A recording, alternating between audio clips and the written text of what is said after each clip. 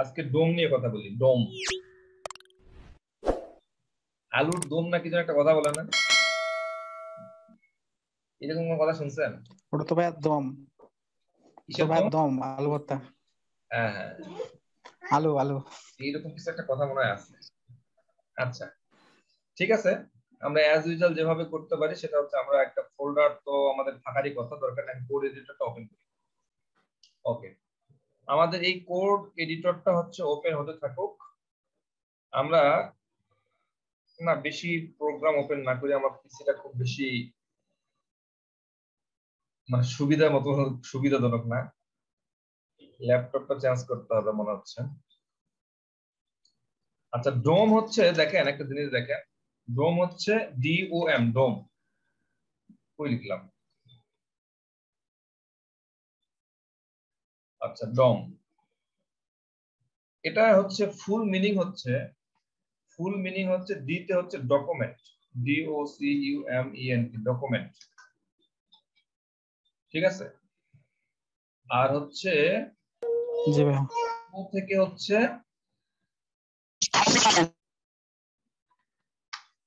আর M থেকে হচ্ছে equal হচ্ছে মডেল। তার মানে ফুল মিনিং হচ্ছে ডকুমেন্ট অবজেক্ট মডেল। এটা একটু নোট রাখেন, যদি ভাইভাতে যান তাহলে এই জিনিসটা জিজ্ঞেস করবে। ডকুমেন্ট অবজেক্ট মডেল এটা হচ্ছে ফুল ফর্ম ডোমের। আমরা ডকুমেন্ট জিনিসটা চিনি, অবজেক্ট জিনিসটা হয়তো এখনো চিনি না, মডেল জিনিসটাও আমরা ওভাবে জানি না। আমরা অবশ্য একটা একটা করে সবগুলো দেখবো, একটু ভিতর থেকে বোঝার চেষ্টা করব। যে ডোমের ফুল মিনিংটা হচ্ছে ডকুমেন্ট অবজেক্ট মডেল, এটা হচ্ছে ফুল ফর্ম। এখন এর ডিফিনেশনটা হচ্ছে ডকুমেন্ট, হোয়াট ইজ ডোম, সেটা হচ্ছে এটা সেট অফ রুলস, কিছু রুলের সমষ্টি। ডোমটা কি? কিছু রুলের সমষ্টি। এটাকে আমরা একটা স্ট্যান্ডার্ড মানে একটা পদ্ধতিও বলতে পারি, একটা স্ট্যান্ডার্ড বা একটা পদ্ধতিও বলতে পারি।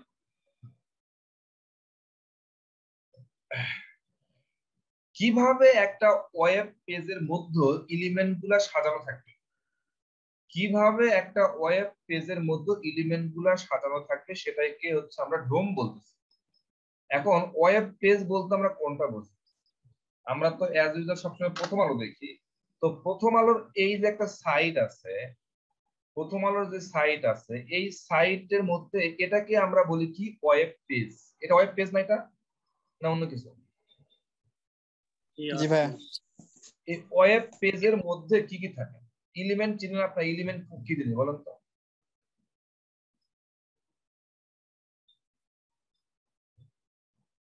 এলিমেন্ট সম্বন্ধে কি আমরা কথা বলি নাই ক্লাসে প্রথম দিকে? জি ভাই। কি বলেন তো? ভিতরের যে টেক্সট, ইমেজ যা আছে সবকিছুই তো। এখনই ভুলে গেছেন? দেখছেন কত সুন্দর করে বুঝাইছিলাম। যদি জিজ্ঞেস করে প্রশ্নটা আরেকবার বলেন স্যার, আমি বুঝিনি। যদি ভাইভাতে জিজ্ঞেস করে হোয়াট ইজ এলিমেন্ট, তো এলিমেন্ট কি সেটা আপনি আর একটা ওয়েবসাইটে যে answer ভিতরে লিখবো যে করতে কন্টেন্ট গুলো, ওগুলো তো এলিমেন্ট স্যার। একটা ট্যাগের ভিতরে যে কন্টেন্ট গুলো লিখবো, সাপোজ ইমেজ, এটা হচ্ছে সব এলিমেন্ট। ট্যাগ, এটা একটা ট্যাগ, এই হ্যাঁ, এখানে ভিতরে যেগুলো লিখবো সেগুলো এলিমেন্ট, এগুলো এলিমেন্ট। পুরো জিনিসটাকে আমরা বলতেছি এলিমেন্ট, তাই না? তাহলে আমি জি বলতেছি ভাই। এটা হলো একটা ওয়েব পেজ। তো এই একটা ওয়েব পেজের মধ্যে কি একটা বা দুইটা বা তিনটা বা এলিমেন্ট আছে? অসংখ্য এলিমেন্ট আছে। অনেক হ্যাঁ অসংখ্য আপনার এলিমেন্ট আছে। তো এই এলিমেন্ট গুলা একটা ওয়েব পেজের মধ্যে কিভাবে সাজানো থাকবে সেই জিনিসটাকে আমরা বলতেছি ডোম। Web design. বুঝলেন না? জি ভাইয়া, বুঝতে পারছি। এটা একটা ওয়েব পেজ, তো আপনি নিজেই বললেন এটা যদি ওয়েব পেজ হয়, তো ওয়েব পেজের মধ্যে আপনি জানেন যে এই জিনিসগুলো তৈরি করার জন্য অনেকগুলো এলিমেন্টের প্রয়োজন হয়। তো এই এলিমেন্ট গুলো আসলে কিভাবে ওই ওয়েব পেজের মধ্যে সাজানো থাকবে সেই পদ্ধতিটা, যে সেই সেট অফ রুলসটাই হচ্ছে ডোম। এখন আমরা জানি যে ডোম, এই যে ডোম, ডি হচ্ছে ডকুমেন্ট ওতে হচ্ছে অবজেক্ট, এম তে হচ্ছে মডেল। তো আমরা একটা একটা করে বোঝার চেষ্টা করি যে ডকুমেন্ট জিনিসটা কি। ডকুমেন্ট জিনিসটা হচ্ছে আমরা সিম্পলি যে ওয়েব পেজটা আছে, সিম্পলি যে ওয়েব পেজ আছে, এই ওয়েব পেজটাকে আমরা ডকুমেন্ট বলতে পারি না? এখানে তো ডকুমেন্ট, জি ভাইয়া। এটা একটা সিম্পলি ওয়েব পেজটাকে আমরা ডকুমেন্ট বলতে পারি। তাহলে এটা একটা ডকুমেন্ট। এটা যদি একটা ডকুমেন্ট হয় যেখানে কি থাকবে, কিছু ইনফরমেশন অথবা কিছু কন্টেন্ট থাকবে। ডকুমেন্টের মধ্যে কি থাকে? কিছু ইনফরমেশন থাকবে, কিছু কন্টেন্ট থাকবে, এই তো নাকি? মানে কিছু ইনফরমেশন অথবা কিছু কন্টেন্ট থাকবে। এগুলো কন্টেন্ট না অথবা কিছু ইনফরমেশন না এগুলা? জি ভাইয়া। তাহলে ডোমের প্রথম হচ্ছে ডকুমেন্ট। ডকুমেন্ট জিনিসটাকে আমরা বুঝতে পারতেছি, এটা একটা ডকুমেন্ট। এটা ওয়েব পেজটাকে আমরা একটা ডকুমেন্ট বলতেছি। এই ডকুমেন্টের মধ্যে কি থাকে? কিছু ইনফরমেশন থাকতে পারে অথবা কিছু কন্টেন্ট থাকতে পারে। এটাই ক্লিয়ার? জি ভাইয়া। আচ্ছা, এখন ডকুমেন্ট গেল, এখন ওতে হচ্ছে অবজেক্ট। অবজেক্ট কোনগুলা? এখন এই যে একটা ডকুমেন্ট যেখানে অনেকগুলা এলিমেন্ট আছে, এই অনেকগুলা এলিমেন্টের মধ্যে ছোট ছোট অংশগুলাকে একটা অবজেক্ট বলা হয়। ওই ডকুমেন্টের একটা কি বলা হয়? অবজেক্ট। অবজেক্ট বলা হয়। এই কথাটা একটু মাথায় রাখেন, কি জন্য? যখন আমরা এই কোথায় যেন শিখবো এই জিনিসগুলা, ও আপনাদের এখানে অবজেক্টের শিখার মনে হয় জায়গা আছে।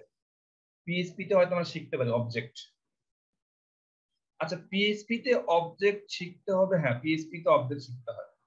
আমি যদি একটু ভিতরের দিকে কথা বলি, সেটা হচ্ছে যেমন আমরা ক্লাস তৈরি করি, বুঝছেন? ক্লাস, এটা যদি আপনাদের হয়তো সিলেবাসের মধ্যে থাকবে না, তারপরে একটু বলি, হয়তো যদি একটু ধরতে পারেন তাহলে সুবিধা আপনাদের জন্য।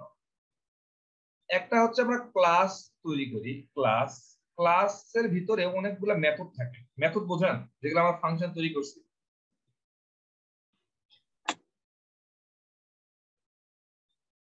আমরা ফাংশন তৈরি করা শিখছি না? তো একটা ক্লাস তৈরি করি, ঠিক আছে? যেমন একটা ক্লাসের মধ্যে কি থাকে? একটা ক্লাসের মধ্যে স্টুডেন্ট থাকতে পারে, টিচার থাকতে পারে, তারপরে হয়তো টেবিল থাকতে পারে, চেয়ার থাকতে পারে, অনেক কিছু থাকে না? অবশ্যই। তাহলে একটা ক্লাসের মধ্যে এরকম অনেকগুলো মেথড থাকে, অনেকগুলো ফাংশন। কথা বোঝেন না? শব্দ হচ্ছে কোথায়? শব্দ করে না। আমি যেটা বোঝানোর চেষ্টা করতেছি যে আপনি যখন প্রোগ্রামিং শিখবেন তখন এই যে ক্লাস, অবজেক্ট, এই জিনিসগুলো খুব বেশি বেশি ইউজ করবেন, বিশেষ করে অবজেক্ট ওরিয়েন্টেড প্রোগ্রামিং এর ক্ষেত্রে। বাট আমি একটু আইডিয়া দিচ্ছি, যেহেতু আমরা এই প্রসঙ্গটা নিয়ে চলে আসি, এই জন্য বলতেছি যে অবজেক্ট জিনিসটা কি।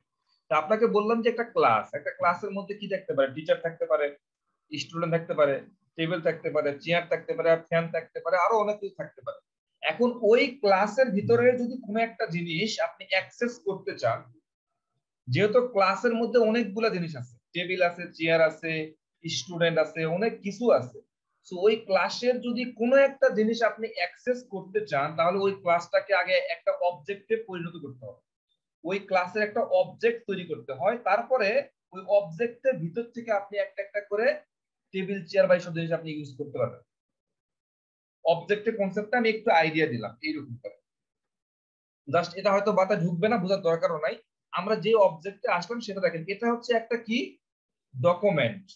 ডকুমেন্টটা কিভাবে বুঝতেছি? এখানে কিছু ইনফরমেশন আছে অথবা কিছু কন্টেন্ট আছে, সেটাকে আমি বলতেছি। এখন এই ডকুমেন্টটা তৈরি করার জন্য অনেকগুলো এলিমেন্ট আছে না, অনেকগুলো ট্যাগ আছে না? ধরে নেন এটা একটা ক্লাস, ধরে নেন একটা ক্লাস এটা। তো এই ক্লাসের মধ্যে টেবিল, চেয়ার, ফ্যান, যা যা সবই আছে। এই যে ছোট ছোট যে জিনিসগুলো আছে, ছোট ছোট জিনিসগুলো, যেমন এখানে একটা হয়তো হেডিং ট্যাগ আছে না, এখানে একটা প্যারাগ্রাফ ট্যাগ থাকতে পারে না, এখানে একটা ইমেজ ট্যাগ আছে, অথবা একটা ইমেজ ট্যাগে বা এই যে এই পুরো জিনিসটাকে একটা আমি কি করতে পারি? একটা অবজেক্ট বলতে পারি। এই পি ট্যাগটাকে পুরো একটা অবজেক্ট বলতে পারি। ছোট ছোট জিনিসগুলোকে আমি অবজেক্ট বলতে পারি।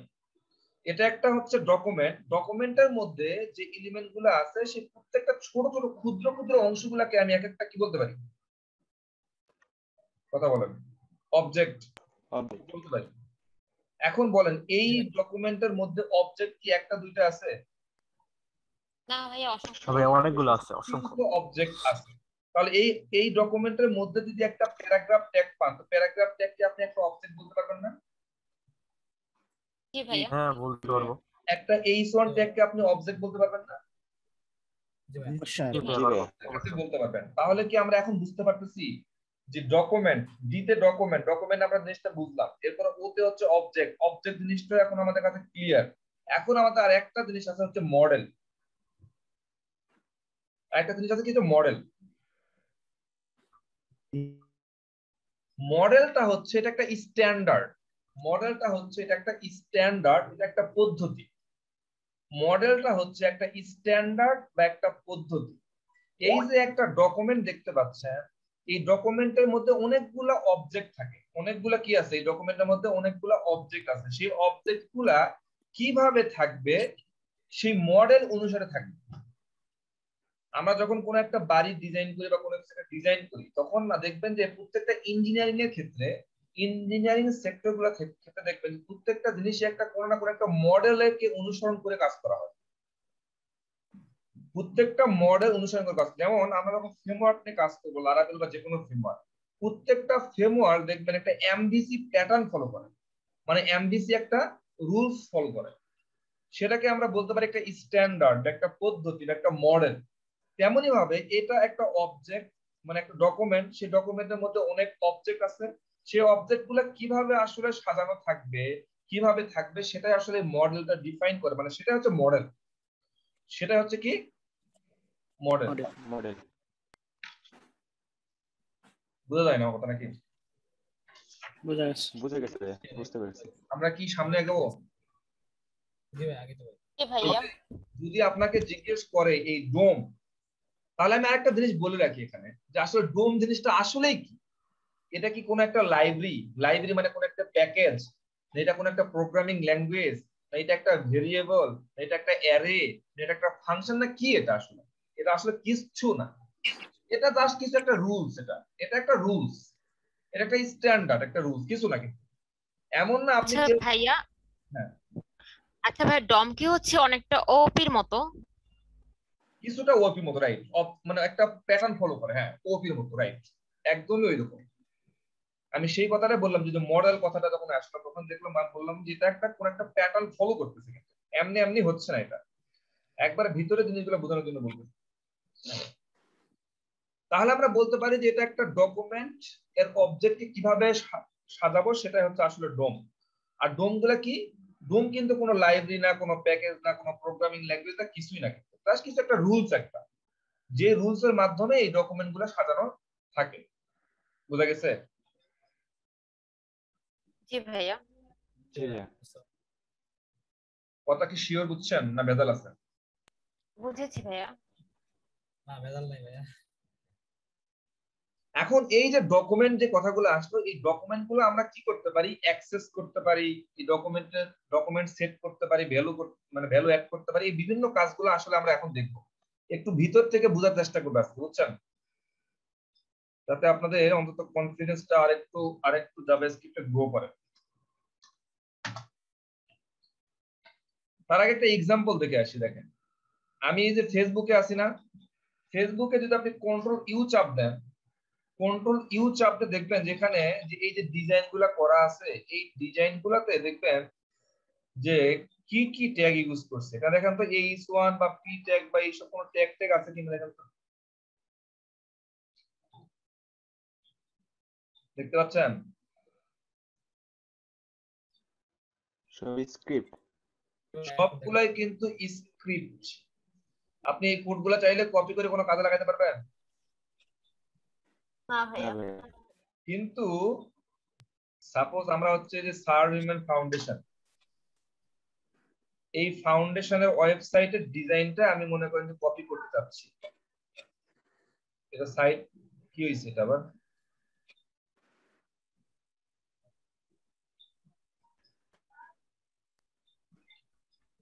মেবি ডাউন আছে স্যার। আচ্ছা, সলিউশন। মনে করেন যে আমি এই সাইটের কন্টেন্ট গুলো আমি মানে কপি করতে চাচ্ছি, আমি কি কোড পাচ্ছি এখানে? এই ট্যাগ গুলো পাচ্ছি, এই ট্যাগ গুলো, এই কোড গুলো যদি কপি করে নিয়ে যায় আমি কি পারবো না? জি ভাইয়া। পারবো। কিন্তু আপনি ফেসবুকের এই কোড কই পাবেন? আপনি প্রথম আলোতে দেখবেন যে এখানেও পাবেন না খুব বেশি, বুঝতে পারছেন? খুবই কম, খুবই কম।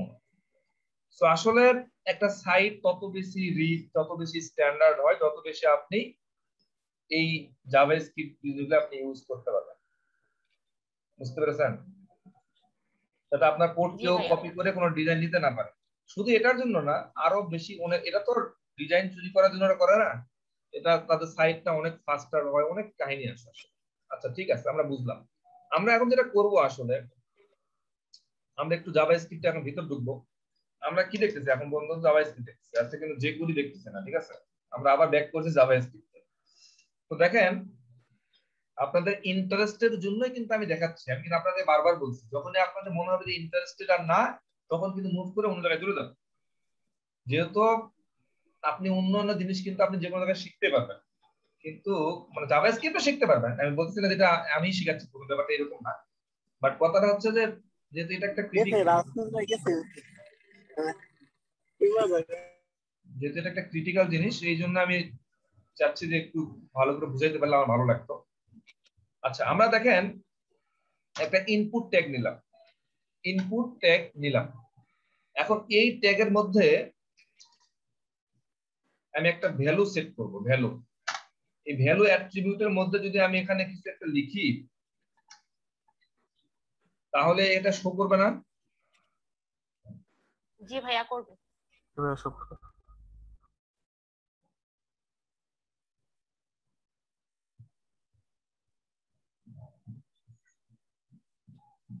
এই ইনপুট ফিল্ডের মধ্যে এই হাই আনোয়ার লেখাটা আসবে নাকি? জি ভাইয়া। আচ্ছা, এখন এই জিনিসটাকে আমরা যদি ধরতে চাই, স্ক্রিপ্ট, এটার মধ্যে যদি আমি ধরতে চাই, আমি ধরবো কিভাবে বলেন? ক্লাস অথবা আইডি দিব, document dot get element by ID, কারণ জাভাস্ক্রিপ্টে কথা বলছি, যেগুলো কিন্তু ইউজ করি নাই। আইডি তে ধরলাম, এরপরে এখানে একটা আইডি দিতে হবে না? তো আমি এখানে একটা, তাহলে এর একটা আইডি দিতে হবে। তো আইডি দিলাম, নাম দিলাম, মনে করেন যে ইনপুট নাম দিলাম, তাহলে এই ইনপুটটা দিয়ে এখানে ধরতে হবে, তো ধরতে হবে না? জি ভাইয়া। আচ্ছা, এই ইনপুট ফিল্ডে ধরলেন, ধরার পরে এটাকে যদি আপনি অ্যালার্ট করেন, ALERT, অ্যালার্ট, অ্যালার্টের ভিতরে যদি আপনি ঢুকাই দেন এই লাইনটা, কি আসে দেখেন তো? Object HTML input element. আপনি তো ভ্যালুটা ধরার জন্য আপনাকে এখানে ভ্যালু দিতে হবে না, এই যে ইনপুট এখানে ডট VLLU, কারণটা আপনি ইনপুট ফিল্ডে কি ধরবেন বলেন তো?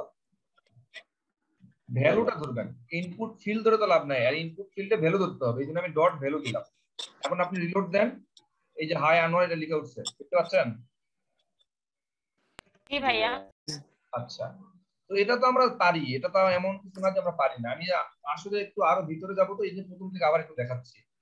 সাপোজ তারপরে কি থাকতে পারে, একটা ওয়েব কন্টেন্টের ভিতরে, মানে একটা ওয়েবসাইটের মধ্যে, একটা ওয়েব পেজের মধ্যে কি কি থাকে? ইনপুট ফিল্ড থাকতে পারে, অথবা প্যারাগ্রাফ ট্যাগ, অথবা হেডিং ট্যাগ থাকতে পারে না? প্যারাগ্রাফ ট্যাগ বা হেডিং ট্যাগ একই রকম জিনিস। আমি হেডিং ট্যাগের মধ্যে আমি মনে করলাম সাম টেক্সট কিছু একটা লিখলাম। এখন আমি চাচ্ছি যে এরকম অ্যালার্ট আকারে শো করুক, হচ্ছে এই হেডিং ট্যাগটা শো করাতে চাচ্ছি, তাহলে একও একটা আইডি দিতে হবে, তাহলে কি আইডি দিলাম, আমি লিখলাম হচ্ছে H1, এই জায়গাতে ধরলাম হচ্ছে আমি H1। এখন বলো এখানে ভ্যালু থাকবে, এখানে কি ভ্যালু শো করবো? না ভাই, এটা ইনার HTML শো করবে। না স্যার। এই দেখেন আনডিফাইন বলতেছে, কারণ এটা তো ভ্যালু শো হবে না, কারণ এটা কি, এটা H1 ট্যাগ। H1 ট্যাগের মধ্যে কি ভ্যালু থাকে?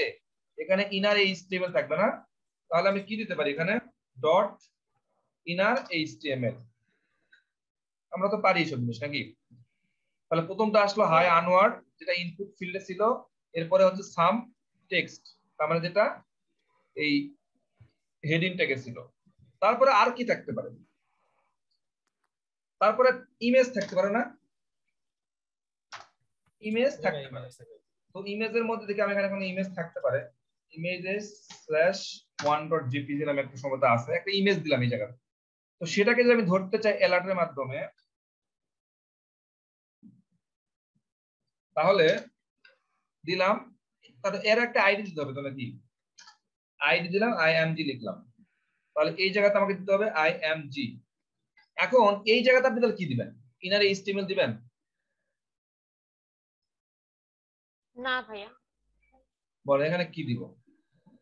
জানি না ভাই। বা সোর্স মানে এসআরসি বা সোর্স টাইপের কিছু। এখানে কিন্তু আমাদের এই যে সোর্সটা দেখতে হবে, তাই না? তো এই জায়গাতে আমরা লিখতে পারি হচ্ছে গেট অ্যাট্রিবিউট। দেখবো গেট অ্যাট্রিবিউট মানে অ্যাট্রিবিউটটা আমাকে কিভাবে পেতে পারি, এই ইমেজের সোর্সটা কোথায় আছে, অ্যাট্রিবিউটের ভিতরে আছে না? এটা একটা অ্যাট্রিবিউট না এটা? জি ভাইয়া। অ্যাট্রিবিউটের মধ্যে যদি থাকে তাহলে আমরা দেখবো গেট অ্যাট্রিবিউট। গেট অ্যাট্রিবিউট একটা মেথড, এই জন্য ফার্স্ট ব্র্যাকেট দিলাম। কি দিলাম? ফার্স্ট ব্র্যাকেট দিলাম, দেওয়ার পরে কোটেশন দিলাম, দিয়ে আমি বলে দিলাম যে কোন অ্যাট্রিবিউটটা দেখবো আমরা, মানে কোন অ্যাট্রিবিউটটা আমরা পেতে যাচ্ছি। অ্যাট্রিবিউটের নাম কি? এসআরসি। এই জন্য আমি এসআরসি দিলাম। এরপরে আমি আবার রিলোড দিলাম। প্রথমটা কি আসবে? হাই আনোয়ার। তারপরেরটা কি আসবে? সাম টেক্সট। এরপরেরটা আসবে হচ্ছে যেখানে image/1.jpg, যেটা আমরা কি দিলাম এই জায়গাতে আমরা দিয়ে রাখছিলাম। দেখেন তো এখনো পর্যন্ত এই তিনটা লাইন আপনারা বুঝতে পারছেন কিনা? মানে না বোঝার তো কিছু না, এটা আগে থেকে আপনি বুঝতেন, শুধু আজকে নতুন একটা জিনিস অ্যাড করবেন, সেটা হচ্ছে গেট অ্যাট্রিবিউট। এই গেট অ্যাট্রিবিউট দিয়ে আপনি কি করতে পারেন? আপনি অ্যাট্রিবিউটটা খুঁজে বের করতে পারেন, কোন অ্যাট্রিবিউট সেটা আপনি বলে দিতে হবে। কারণ একটা ট্যাগের মধ্যে একাধিক অ্যাট্রিবিউট থাকতে পারে না? জি। তো আপনি কোন অ্যাট্রিবিউটটা দেখবেন সেটা আপনি এখানে বলে দেবেন সোর্স অ্যাট্রিবিউট। তো সোর্স অ্যাট্রিবিউটের মধ্যে কি আছে সেটা সে দেখাচ্ছে। এটা কি বুঝতে পেরেছেন আপনারা? জি জি ভাইয়া। ভাইয়া। আচ্ছা, এটা আমরা কি করলাম বলেন তো? এটা আমরা করলাম ডকুমেন্ট থেকে ডাটা গুলা কি করতেছি, আমরা অ্যাক্সেস করতেছি। এটা একটা ডকুমেন্ট না? এটা এই জিনিসগুলো কি ডকুমেন্ট তো নাকি? জি। জি এই ভাই। ডকুমেন্টের মধ্যে যে ডাটাগুলো আছে সেগুলোকে আমরা অ্যাক্সেস করতে পারতেছি। এভাবে করে অ্যাক্সেস করতে পারি কিভাবে? হয় আমরা ভ্যালু দেখতে পারি, অথবা ইনার এইচটিএমএল দেখতে পারি, অথবা গেট অ্যাট্রিবিউট দেখতে পারি। মানে এভাবে করে কি করতে পারতেছি, এগুলা এটাকে ডকুমেন্ট বলতেছি আমরা। ওয়েব পেজ, এটাই তো ওয়েব পেজ নাকি? যেটা বডির মধ্যে থাকে এই ট্যাগগুলা, এগুলাই তো বডিতে, বডির মধ্যে আছে। এটা একটা ওয়েব পেজ যদি হয় তাহলে এই জিনিসগুলোকে আমরা অ্যাক্সেস করতে পারতেছি এইভাবে করে, হয় ভ্যালুতে ধরে, অথবা ইনার এইচটিএমএল ধরে, অথবা গেট অ্যাট্রিবিউট ধরে অ্যাক্সেস করতে পারতেছি। তো আমাদের এটা উদ্দেশ্য না, আমাদের উদ্দেশ্য হচ্ছে এখানে আমরা ভ্যালুগুলো সেটও করতে হবে। আমি এগুলা উঠাই দিলাম, বা অথবা হ্যাঁ আমরা এগুলো উঠাই দিলাম। দেওয়ার পরে আমরা কাজ করতে পারি, সেটা হচ্ছে আমরা এখানে ভ্যালুগুলো এখানে ঢুকাই দিব না, ভ্যালুগুলো আমরা ফাঁকা রাখবো। এখানে ফাঁকা রাখলাম, সাম টেক্সট এটা ফাঁকা রাখবো, এই ইমেজটা আমরা এখানে দিব না, এই ইমেজটা এখানে দিব না। এখন যদি আমি রিলোড দেই তাহলে এখানে কিছু আছে ফাঁকা না? হ্যাঁ সব ভাইয়া। সবকিছু ফাঁকা। তো আমরা চাচ্ছি যে এই জায়গাগুলোতে ভ্যালুগুলা আমরা দিব আসলে। যেমন আপনি যদি ইনস্পেক্ট করেন, ইনস্পেক্ট করলে আপনি কি দেখতে পারবেন? দেখেন এই জায়গাতে কিন্তু এই যে ইনপুট ট্যাগটা আছে, h1 ট্যাগটা আছে, এবং ইমেজ ট্যাগটাও কি আছে, বাট সোর্স বলতেছে আননোন, তাই না? কিন্তু কোনোটার মধ্যে কিন্তু ভ্যালু নাই। আমরা ভ্যালুগুলা সেট করব।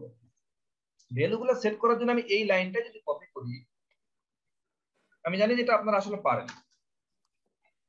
document.getElementById এই যে ইনপুট ট্যাগটাকে ধরলাম, ধরার পর ভ্যালু দিলাম, ভ্যালু ইকুয়াল যদি আমি এই জায়গাতে কিছু একটা ভ্যালু দিই, এখানে আমি লিখে দিলাম হচ্ছে মনে করেন যে হাই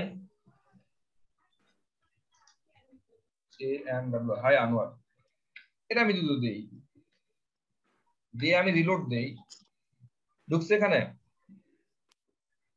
জি ভাইয়া।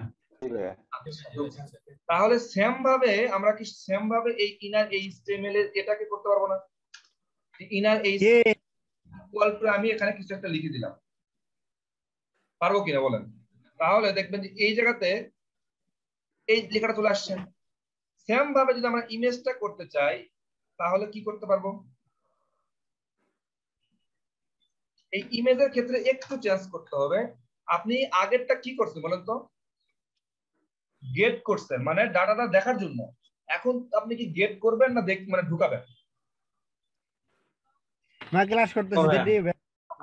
ভাইয়া ঢুকানোর জন্য করতে হবে সেট, মানে আপনি সেট করবেন, এই জন্য সেট অ্যাট্রিবিউট, আপনি অ্যাট্রিবিউট সেট করবেন।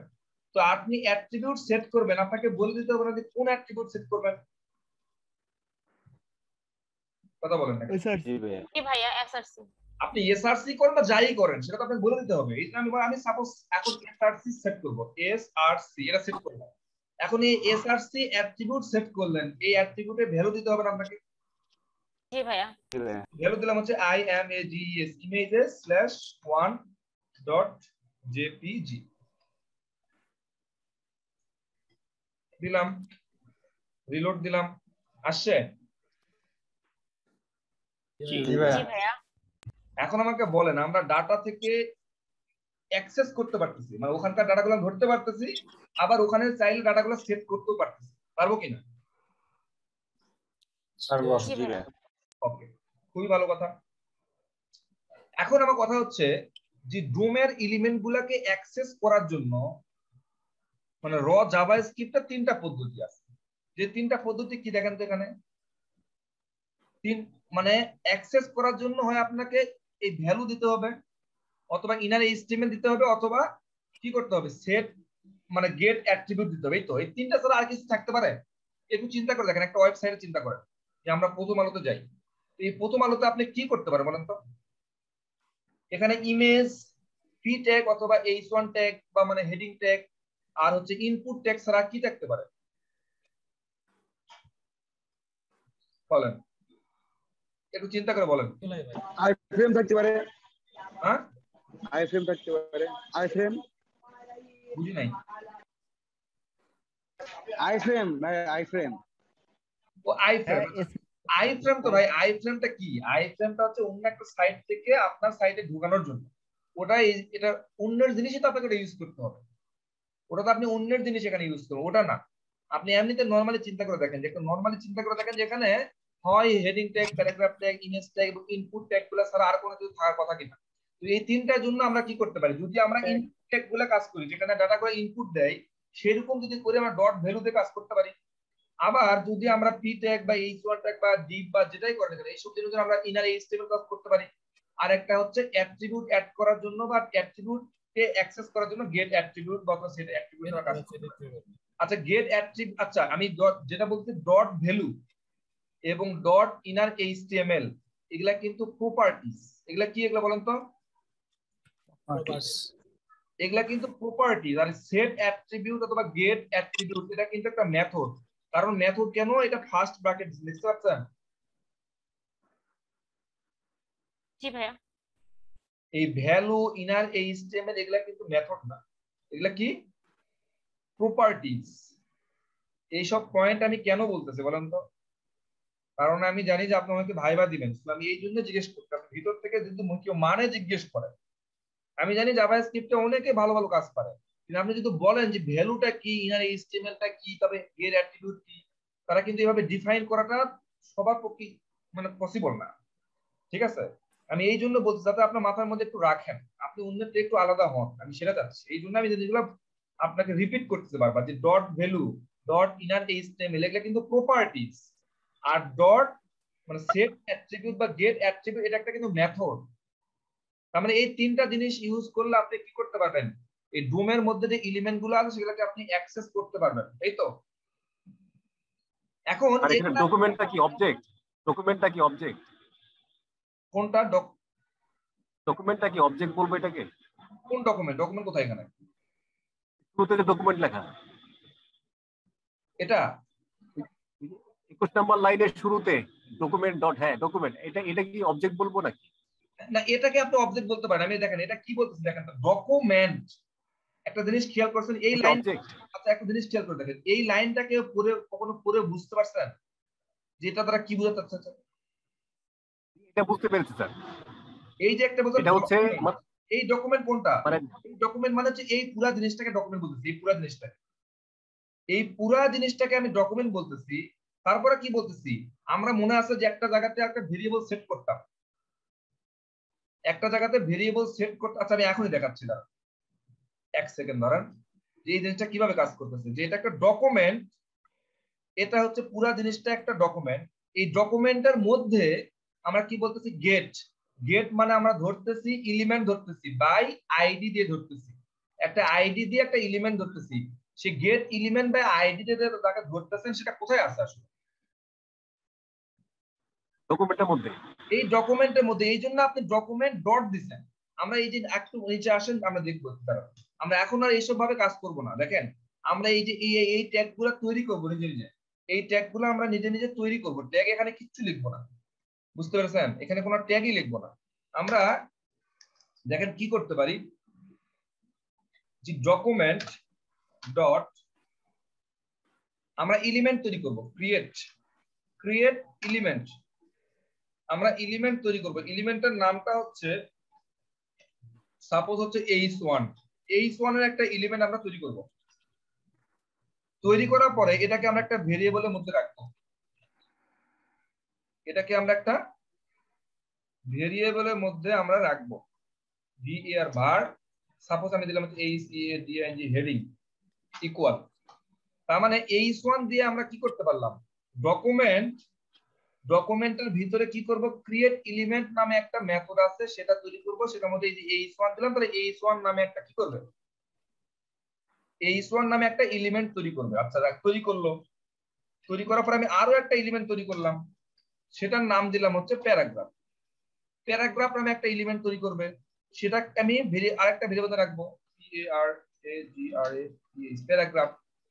তাহলে আমরা দুইটা লাইন তৈরি করলাম, একটা হচ্ছে h1 ট্যাগ, একটা p ট্যাগ, মানে দুইটা এলিমেন্ট তৈরি করলাম। আসলে আপনি রিলোড দিলে কিন্তু এখানে কিছু পাবেন না, রিলোড দিলে কিন্তু এখনো পাবেন না।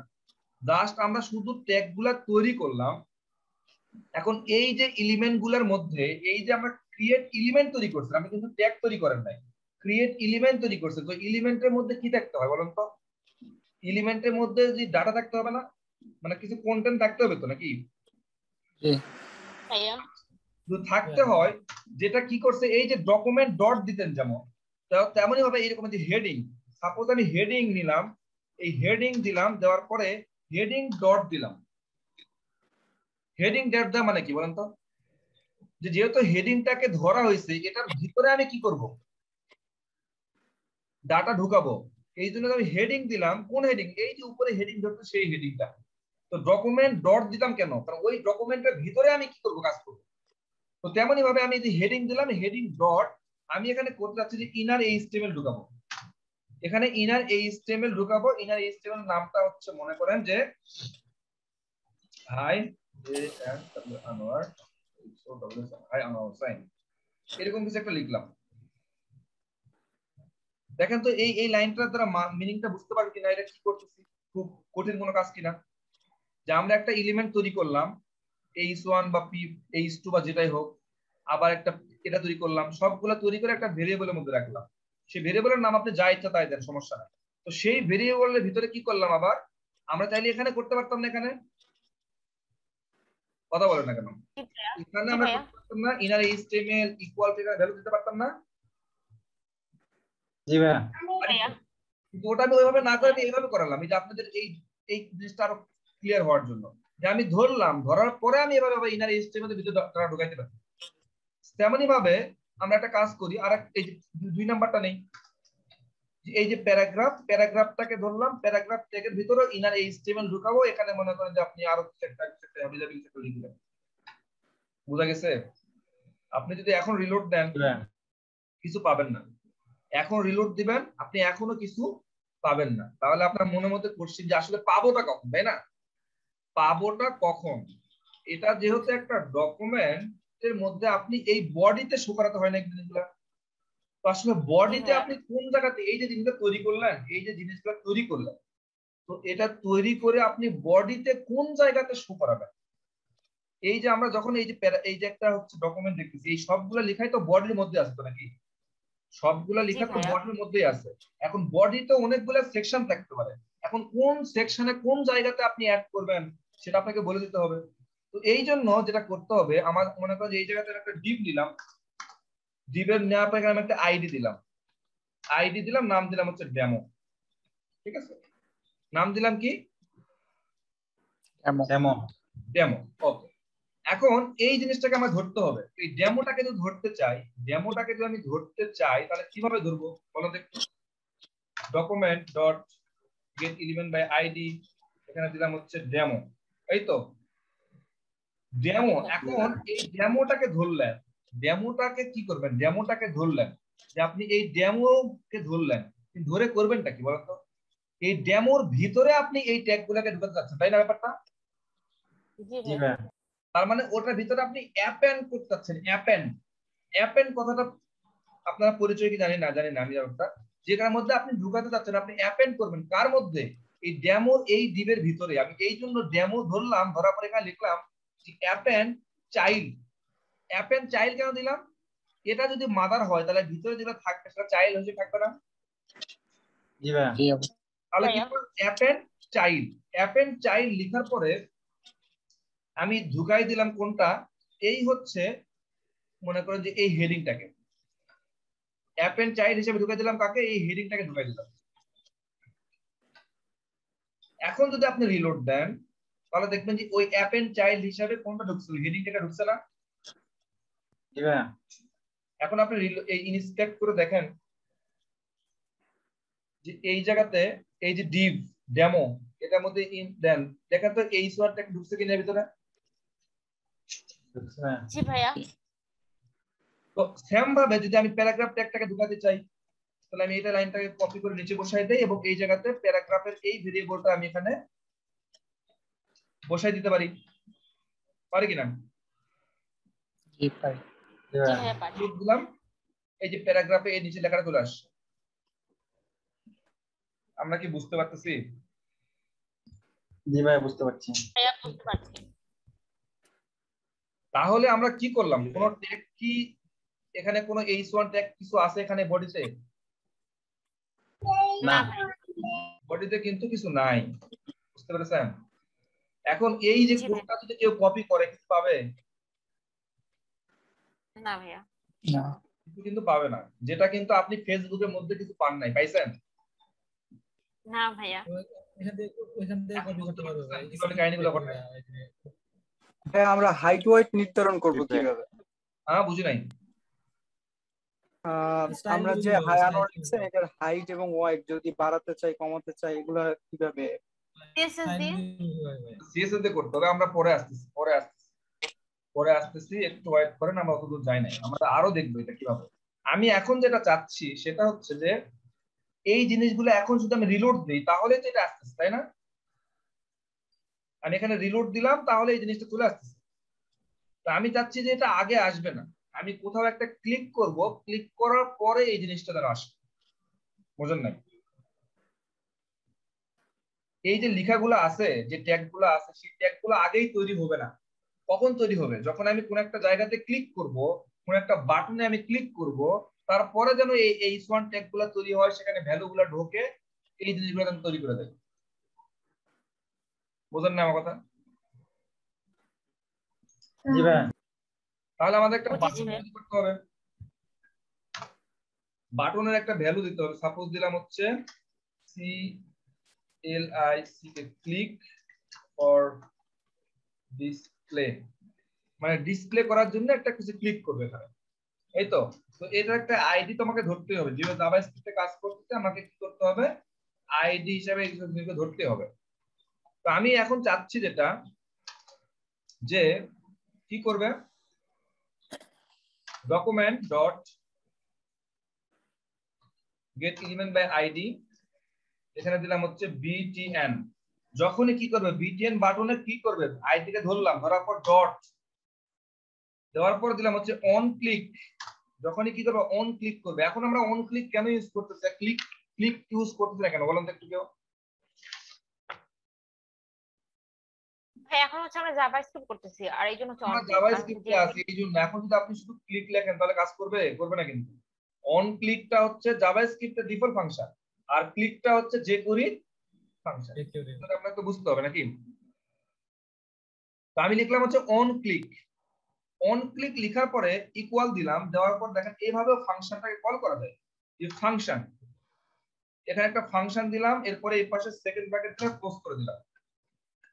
দেখেন যখনই এই বাটনটাতে ক্লিক করবেন, কোন বাটনটাতে, যে উপরে যে বাটনটা রাখছি, যখনই বাটনটাতে আমি ক্লিক করব তখন কি ঘটনা ঘটবে, এটা অন ক্লিক যখনই করব তখন এই ফাংশনটা রান হবে। এটা কি ফাংশন? Anonymous function. এই ফাংশনের সেকেন্ড ব্র্যাকেটটা এই জায়গাতে শেষ, তার মানে এর ভিতরে আপনি যা লিখবেন তাই কাজ করবে। যেমন একটা অ্যালার্ট লিস্ট কাজ করে কিনা, আসলে এই বাটনটা কাজ করতেছে কিনা। এই জায়গাতে যখন আমি কি করব, ক্লিক করব, তখনই অ্যালার্টটা বেজে উঠছে, তাই তো? তার মানে ভিতরে ঢুকতেছে, এই তো নাকি? জি ভাইয়া। তার মানে ভিতরে ঢুকতেছে। ওকে, ভিতরে যদি ঢুকে থাকে তাহলে আমরা এই কোডগুলা যদি শুধু কি করি বলেন তো, এই কোডগুলা যদি কাট করে আমরা এর ভিতরে ঢুকাই দিই তাহলে ব্যাপারটা একই রকম না? পার্থক্য কি বলেন? পার্থক্য হচ্ছে আগে এমনিতে তৈরি হতো, কিন্তু এখন তৈরি করতেছে কখন? যখনই এই বাটনে ক্লিক করবে। কারণ এটা একটা ফাংশন। ফাংশন কি এমনি এমনি রান হয়? যতক্ষণ পর্যন্ত না আপনি তাকে ডাক দিবেন, এই তো কথা বলেন। আমি রিলোড জি ভাইয়া। আছে না ভাই, বাটন ক্লিক নিলে হবে। কিছু নাই, এই ডিজাইন গুলো খুবই প্রয়োজন হয়। হ্যাঁ, এখানে একটা ক্লিক করবেন, তারপরে এইরকম একটা ওপেন হবে, এবং এমন না যে একটা হয়েছে, আপনি আবার ক্লিক করবেন আরো একটা আসবে, আরো ক্লিক করবেন আরো একটা আসবে। এই জিনিসগুলো কখন লাগে জানেন? যখন দেখবেন ওই যে রেজিস্ট্রেশন ফর্ম গুলাতে লাগে। রেজিস্ট্রেশন ফর্ম গুলাতে আপনি রেজিস্ট্রেশন করতেছেন, বলতেছে যে আপনার এডুকেশনাল ব্যাকগ্রাউন্ড গুলো দেন। আপনি একটা ইনপুট ফিল্ড দেওয়া আছে যেখানে আপনি দিলেন, তো এরপরে আপনার তো আরো একটা ইনপুট ফিল্ড দরকার হয়, এখানে কিন্তু প্লাস বাটন দেওয়া থাকে, ওই প্লাসে ক্লিক করবেন, আপনাকে আরো একটা ওই সেম ইনপুট ফিল্ড দেখাবে, যেখানে আপনি অন্য একটা এডুকেশন দেন, আবার আর দরকার আবার ক্লিক করবেন, এই জিনিসটা প্রয়োজন হয়। তো এইরকম আপনি একাধিক দিবেন, এরকম হতেই থাকবে। কথা কি বোঝা যাচ্ছে আমার কথা? জি ভাই, এসব কি পারবেন আপনারা? ইনশাআল্লাহ। জি ভাইয়া। প্র্যাকটিস করতে হবে।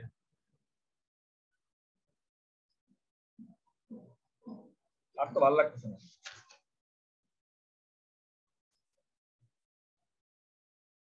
কি করা যায় বলো? সেদিনের পেন্ডিং গানটা আজকে হয়ে যাক স্যার, পেন্ডিং ছিল।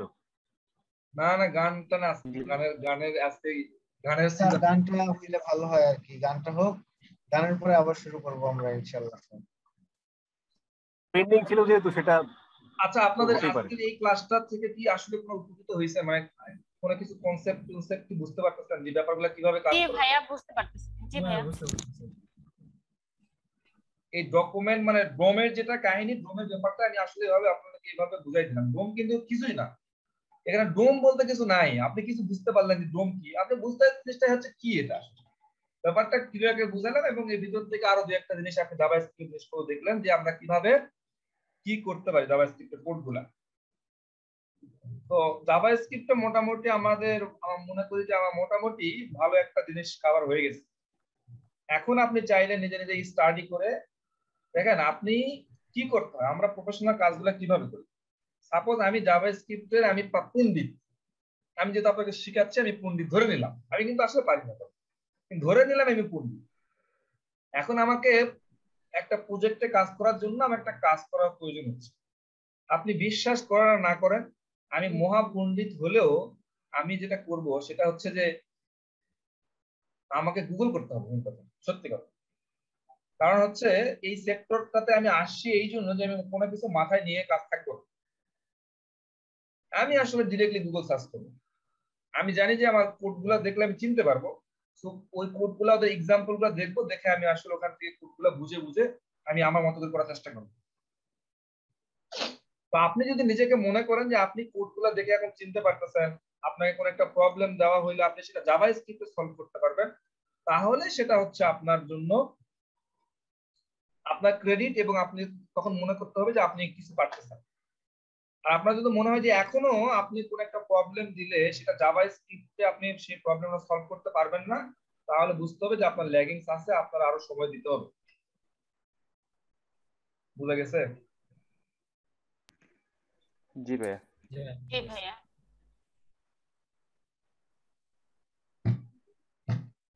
এখন বলেন ভাই, আমার একটা প্রশ্ন ছিল। বলেন ভাইয়া এখানে আমরা ডোমের কি ইউজ করলাম? আমি তো কিছু বুঝলাম না, মানে ডোম শব্দটাতে ইউজ করলাম না। ডোম শব্দ ইউজ করবে, আমি কি বলছি যে ডোম এটা অ্যারে, একটা অবজেক্ট, এটা কি বলছি আমি? এটা ডোমের ডেফিনিশনটা এতক্ষণ যে দিলাম কি বুঝাইলাম? ডোম জিনিসটা কি সেটা বুঝাইলাম। এটাকে আপনি একটা ডোম বলতে পারেন, এটাকে আপনি একটা ডোমও বলতে পারেন, কিন্তু এটা তো আমরা আগে বলতে পারতাম না, কারণ আমরা আগে জানতাম। ডোমের তো ডেফিনিশনটা আমি সেভাবে বুঝে রাখছি ভাই। ডোম একটা অবজেক্টও না, কোন একটা অ্যারেও না, কিছুই না। ডোম কি? একটা ওয়েব পেজ যেটার মধ্যে কিছু ইনফরমেশন বা কিছু কন্টেন্ট থাকবে, এবং সেই ইনফরমেশন বা কন্টেন্ট গুলো কিভাবে সাজানো থাকবে সেটা একটা স্ট্যান্ডার্ড, একটা প্যাটার্ন ফলো করে থাকবে, সেটাকে আমরা ডোম বলতেছি। এই যে লেখাগুলো আছে এটা তো একটা ওয়েব পেজের মধ্যে আছে, সেই ওয়েব পেজের মধ্যে কিভাবে আছে থাকবে সেই জিনিসগুলো ওই স্ট্যান্ডার্ড অনুযায়ী প্যাটার্নটা ফলো করা হয়।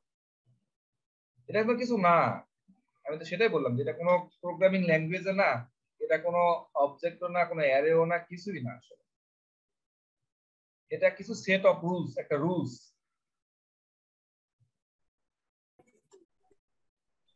বুঝেন না? জি ভাইয়া বুঝছি। আমার একটা কোশ্চেন ছিল। বলেন।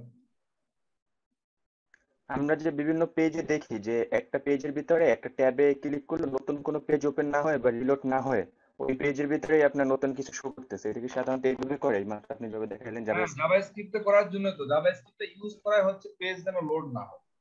জাভাস্ক্রিপ্টটা ইউজই করা হয় যাতে পেজ লোড না হয়। এই যে আপনি ফেসবুকে আসেন, ফেসবুকে আসার পর ওখানে লাইক দেন না, একটা লাইক দেন, কমেন্ট করেন, তো লাইক বা কমেন্ট দিলে আপনার এই ইউআরএলটা কি রিফ্রেশ হয়? না ভাইয়া, হয় না। কিন্তু এই জন্য এগুলা জাভাস্ক্রিপ্ট।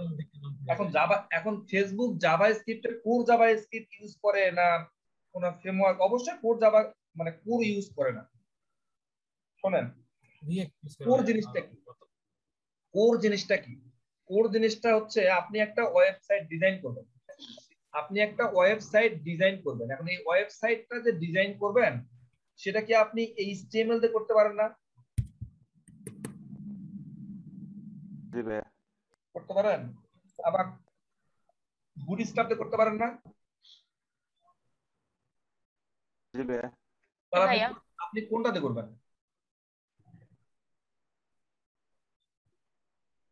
বুটস্ট্র্যাপ বুটস্ট্র্যাপ দিয়ে করবেন। নরমাল বুটস্ট্র্যাপ দিয়ে কেন করবেন? সেটা হচ্ছে যারা বুটস্ট্র্যাপটা তৈরি করছে তারা কি মনে করেন যে আপনার আমার থেকে কম বোঝে? না ভাইয়া। ওরা কি কোনো কিছু অ্যানালাইসিস না করে এমনিতে একটা ফ্রেমওয়ার্ক তৈরি করছে? না ভাইয়া। বড় বড় অ্যাপ্লিকেশন গুলো সবচেয়ে বেশি ফ্রেমওয়ার্ক ফলো করে, ফ্রেমওয়ার্ক। তো ফেসবুক যদি কোনো জাভাস্ক্রিপ্ট ইউজ করে থাকে দেখবেন যে হয়তো কোন একটা জাভাস্ক্রিপ্টের ফ্রেমওয়ার্ক ইউজ করছে। জাভাস্ক্রিপ্টের ফ্রেমওয়ার্ক মানে ওটাই তো জাভাস্ক্রিপ্ট, তাই না? কারণ ফ্রেমওয়ার্ক ইউজ করা অনেক সুবিধা আছে, কারণ কাজগুলা অতি দ্রুত করতে পারি আমরা এবং কাজগুলা সুন্দর হয়। আরেকটা কথা হচ্ছে যারা ফ্রেমওয়ার্ক তৈরি করে তারা তো ফ্রেমওয়ার্ক যারা তৈরি করে তারা অনেক জ্ঞানী মানুষ। এমনি এমনি কি সবাই ফ্রেমওয়ার্ক তৈরি করতে পারে? তো ফ্রেমওয়ার্ক যারা তৈরি করছে এরা সবাই ইউজ করলে সিকিউরিটি পারপাস গুলো ভালো থাকে। যেমন আপনি নরমালি এইচটিএমএল দিয়ে একটা ডিজাইন করবেন, সেটাকে রেসপন্সিভ করা আপনার জন্য ডিফিকাল্ট, অথচ সেটা আপনি বুটস্ট্র্যাপ দিয়ে করবেন, আপনাকে রেসপন্সিভ করার কোনো চিন্তাই করতে হবে, কারণ তারা সেটা মাথায় নিয়ে আসলে ওই বুটস্ট্র্যাপটা ডিজাইন করছে। তো এইরকম ফ্রেমওয়ার্ক গুলাতে অনেক অ্যাক্টিভিটিস পাওয়া যায়, মানে সুবিধা পাওয়া যায়। এই জন্য মূলত তারা হচ্ছে প্রত্যেকটা বড় বড় অ্যাপ্লিকেশন গুলাতে চেষ্টা করে যে আপনার হচ্ছে ফ্রেমওয়ার্ক ইউজ করা। আরেকটা জিনিস হচ্ছে যে কোনো ফ্রেমওয়ার্কটাকে হ্যাক করা ডিফিকাল্ট, ফ্রেমওয়ার্ক গুলাকে হ্যাক করা ডিফিকাল্ট। নরমাল কোডিং করা, যেটা আমরা এই যে র কোড, এটা কি বলে জানেন? র কোডিং, এটাকে বলা হচ্ছে র কোডিং। এই র কোডিং গুলাকে হ্যাক করাটা ইজি, বাট ফ্রেমওয়ার্ক গুলাকে হ্যাক করা ডিফিকাল্ট। কারণ যারা ফ্রেমওয়ার্ক তৈরি করে তারা বিভিন্ন কিছু মাথায় নিয়ে আসলে তৈরি করে, আর আপনি তো র কোডিং করতেছেন, এখানে তো আপনার মাথায় তেমন কিছু আসলে নেওয়ার মতো কিছু নাই। এই জিনিসগুলোকে হ্যাক করা ডিফিকাল্ট। আবার আপনি মনে করছেন তাহলে কি আমরা ফ্রেমওয়ার্ক শিখবো? ভালো প্রোগ্রামার হইতে গেলে যে যত বেশি ভালো র কোডিং পারে সে তত বেশি ভালো ডেভেলপার। আমি তো আপনাকে আগেও বলছি যে আপনি কেউ ইংলিশ বা কেউ ম্যাথে অনার্স লেভেলে এসে খুব ভালো করতে পারে ব্যাপারটা এরকম আমার জানা খুবই কম। হ্যাঁ হয়, দু একজনের হয়, বাট যারা আসলে ছোটবেলা থেকেই ভালো তারা আসলে ভালো করে। সো যারা র কোডিং ভালো করে তারাই আসলে ভালো ডেভেলপার হতে পারে। একটা ফ্রেমওয়ার্কে আসলে ভিতরে অনেক ফাংশনালিটি থাকে, এসব মানুষ কিন্তু খুঁটিনাটি জানে না। আমি লারাভেলে অনেকদিন যাবত কাজ করি, লারাভেল মধ্যে অনেক কিছু ফাংশন আছে, এটা কই থেকে আসে কিভাবে আসে আমি জানি না, কিন্তু আমি কাজ করতেছি। কিন্তু এই র কোডিং করতে গেলে আপনাকে প্রত্যেকটা মিনিং না জেনে আপনি কাজ করতে পারবেন, প্রত্যেকটা মিনিং না জেনে আপনি কাজ করা সম্ভব না, কিন্তু সেটা ফ্রেমওয়ার্কে পসিবল। ঠিক আছে, সেটা ফ্রেমওয়ার্কে পসিবল, অটোমেটিক্যালি অনেক কাজ তারা করে দেয়। এই জন্য র কোডিংটা জানা থাকলে সেটা আপনার কাজের ক্ষেত্রে মনে করেন যে অনেক অ্যাডভান্টেজ পাবেন। ঠিক আছে, আপনি ফ্রেমওয়ার্কের মধ্যে যদি আপনার মনে হয় র কোডিংটা অ্যাড করতে চাইবেন করতে পারবেন। তো এই হলো বিষয়। আসে আমরা আসলে আজকে আপনার ক্লাস বাড়াই না, এটাই থাকুক। আমরা ভালো লাগতেছে না আজকেও, আমরা সামনের দিন একটু প্রিপারেশন নিয়ে আসেন, তো সামনের দিন আমরা একটু বেশি, আসলে সত্যি কথা বলতে কি এগুলো আসলে ডিফিকাল্ট জিনিস। হয়তো আমি আপনাকে বুঝাচ্ছি মনে হচ্ছে ব্যাপারটা ইজি জিনিস, কিন্তু আপনি করতে যান, করতে গেলে আপনার মাথা মানে কনফিউশনে পড়ে যাবে।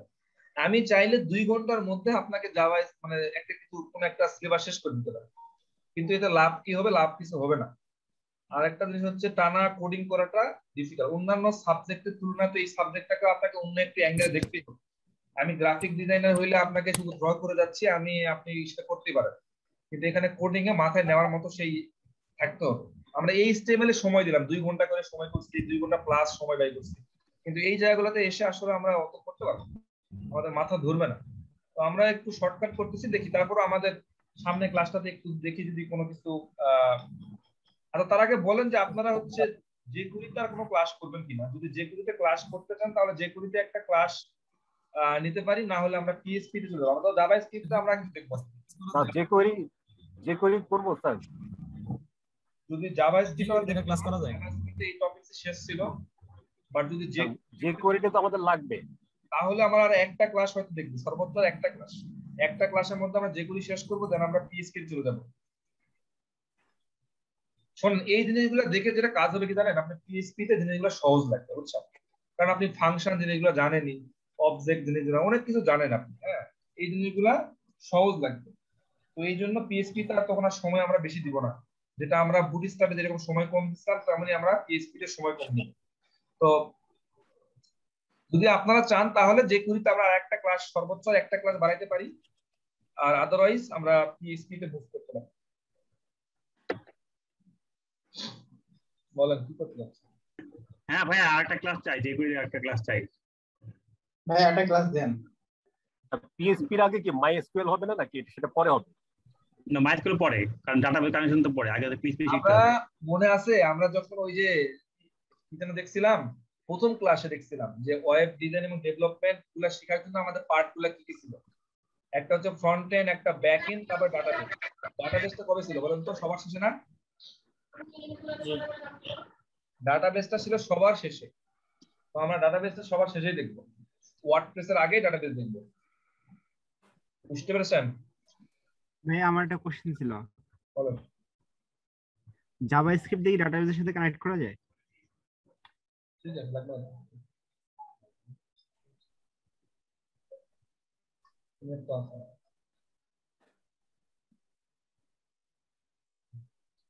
কি হয়েছে বুঝি দেখো। জাভাস্ক্রিপ্ট দিয়ে কি ডাটাবেসের সাথে কানেক্ট করা যায়? জাভাস্ক্রিপ্ট না, আসলে জাভাস্ক্রিপ্ট তো এটা ক্লায়েন্ট সাইড প্রোগ্রামিং ল্যাঙ্গুয়েজ। এটা কি? এটা client side programming. Client side programming language যদি সে ডাটাবেস ব্যাকএন্ডের সাথে কিভাবে কানেক্ট করবে, এটার সাথে করা যাবে না। আমরা এটার সাথে ডাটাবেসে কোনো রিলেশনই নাই, বুঝছেন? এটা শুধু ফ্রন্ট এন্ডের সাথে কাজ করবে, মানে ক্লায়েন্ট সাইডের সাথে কাজ করবে, ডাটাবেসের সাথে কোনো রিলেশন নাই। তাহলে যেগুলো ডাটাবেসের সাথে কানেক্ট করে ওগুলো কি সার্ভার সাইড প্রোগ্রামিং ল্যাঙ্গুয়েজ বলা হয়? সার্ভার সাইড প্রোগ্রামিং ল্যাঙ্গুয়েজ বলা হয়। সার্ভারের সাথে যারা রিলেশন কাজ করে তারা সার্ভার সাইড প্রোগ্রামিং ল্যাঙ্গুয়েজ। আচ্ছা আচ্ছা, বুঝা গেছে নি? শুনেছি আমরা জাভাস্ক্রিপ্ট দিয়ে কাজ করা যায়। জোরে বলেন কি কথা বলেন, জোরে বলেন। শুনেছিলাম নাকি জাভাস্ক্রিপ্ট দিয়ে ব্যাকএন্ডও কাজ করা যায়? জাভাস্ক্রিপ্টে করা যায় না, সেটা জাভাস্ক্রিপ্টে একটা ফ্রেমওয়ার্ক আছে, সেটা হচ্ছে নোড.জেএস। আচ্ছা আচ্ছা, জাভাস্ক্রিপ্ট একটা ফ্রেমওয়ার্ক আছে, সেটার নাম হচ্ছে নোড.জেএস। সেই নোড.জেএস দিয়ে ব্যাকএন্ডে কাজ করা যায়, বাট জাভাস্ক্রিপ্ট দিয়ে আপনি ব্যাকএন্ডে কাজ করতে পারেন। নোড.জেএস যেটা নোড.জেএস তো ভাইয়া ই দিয়ে জাভাস্ক্রিপ্ট দিয়ে লেখা, তাহলে সরাসরি কেন করা যায় না? বুঝি নাই। যেহেতু ভাই নোড.জেএস জাভাস্ক্রিপ্টের উপরে বেস করে বানানো, তাহলে মানে সরাসরি কেন করা যায় না? এই প্রোগ্রামিং ল্যাঙ্গুয়েজটা তৈরি করা হয়েছে হচ্ছে আপনার ওই ফ্রন্ট এন্ডের জন্য।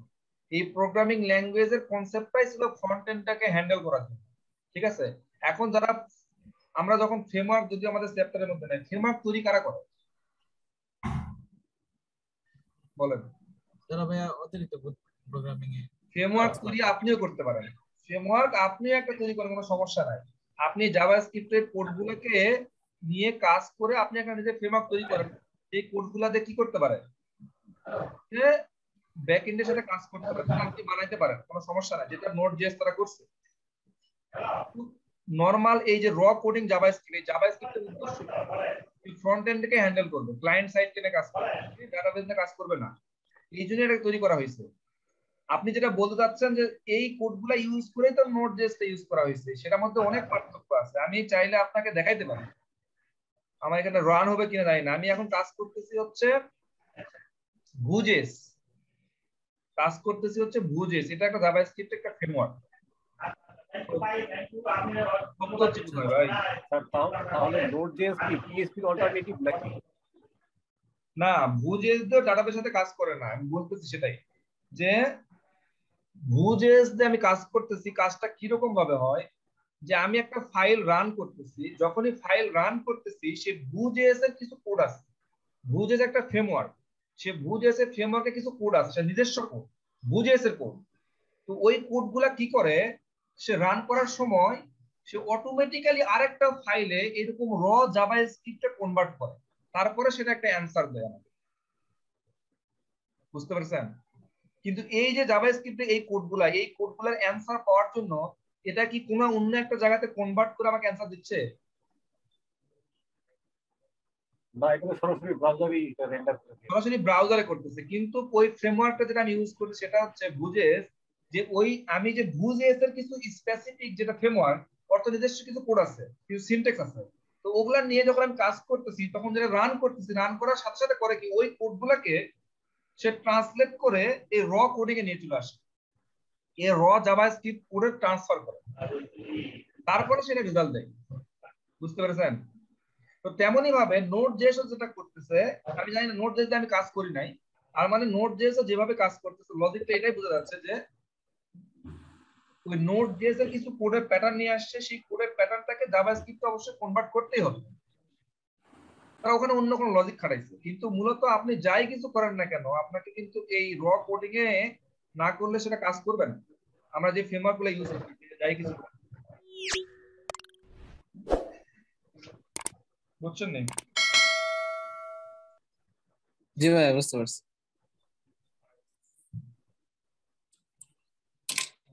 আচ্ছা, আজকে তো সময় তো বেশি গেল, কে কিছু বলবেন নাকি বলেন তো?